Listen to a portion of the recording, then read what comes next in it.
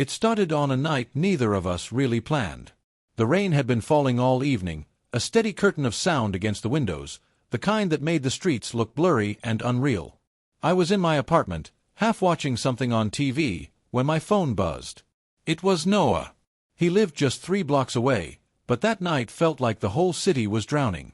"My heat's out. Power too. Can I crash at yours?" I typed back before I even thought about it. "Of course. Bring whatever you need." When he showed up 20 minutes later, his hoodie was soaked through, hair plastered to his forehead, jeans clinging to his legs. He gave me that sheepish half-smile he always wore when he was asking for help, the one that made it impossible to say no. I grabbed a towel, tossing it over his head, and he laughed, rubbing it into his hair. "Thanks, man," he said. "I owe you." "You owe me nothing," I told him, taking his wet hoodie and hanging it near the radiator.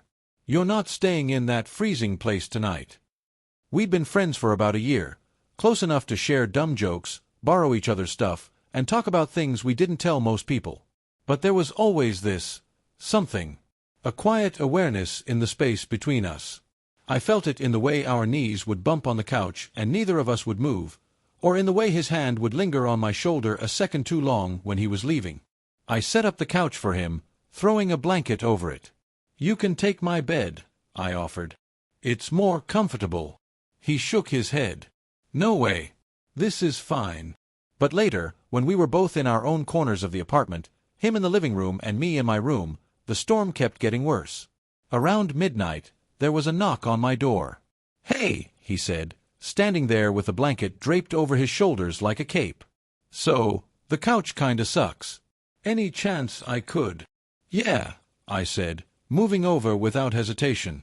It wasn't the first time we'd shared a bed. There had been that camping trip with friends months ago, when the tent situation got messed up and we ended up side by side in sleeping bags, but this felt different.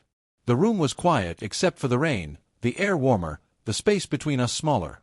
We lay there for a while, facing opposite directions. I could feel the heat from his body through the blanket, his breathing steady. Every now and then he'd shift, his foot brushing mine. My chest felt tight, like my heart was trying to tell me something I wasn't ready to hear. Then he whispered, "You awake?" "Yeah." There was a pause. "It's weird, right? How easy it is with you."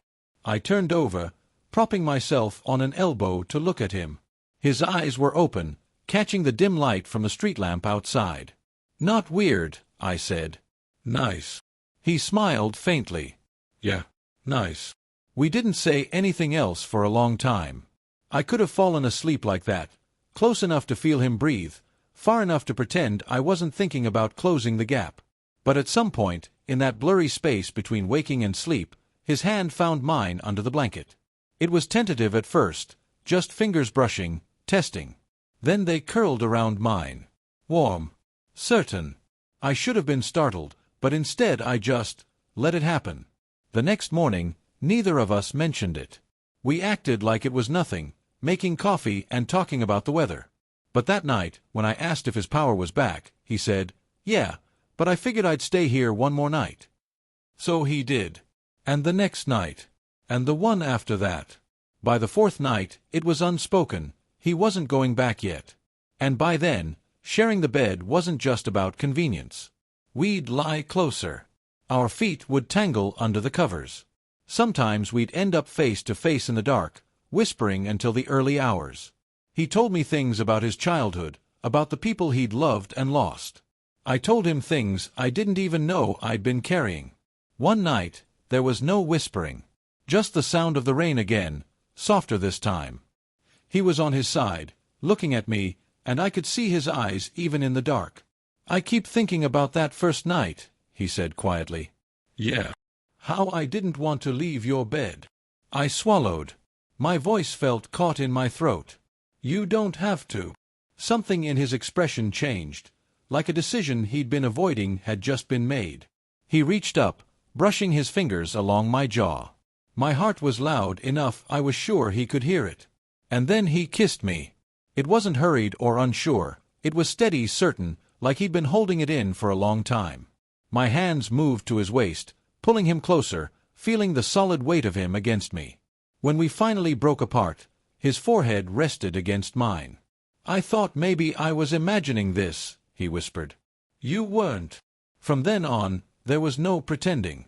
He stayed every night, and the bed felt wrong without him. We fell into a rhythm: coffee in the morning, work during the day, dinner together, quiet hours tangled in blankets and each other. It wasn't just the kisses, or the way his touch felt like something I'd been missing my whole life. It was the way he fit into the space I'd been keeping empty without realizing it. Months passed like that. We never called it anything. We didn't need to. Everyone else probably thought he'd just moved in, and maybe he had. But to us, it was simpler. We shared a bed once, and never stopped. The night he told me he loved me, it was raining again. We were lying there, my arm draped over him, his head on my chest. "You know," he murmured, "I've never said this to anyone who wasn't going to break my heart, but I love you." I kissed the top of his head, feeling that familiar tightness in my chest, but now it was from something good. "I love you too." And maybe that's the thing about love. It doesn't always start with fireworks or grand declarations. Sometimes it starts with a knock on your door on a rainy night, a space made in your bed, and a warmth you never want to let go of. We shared a bed once. And now, we share a life.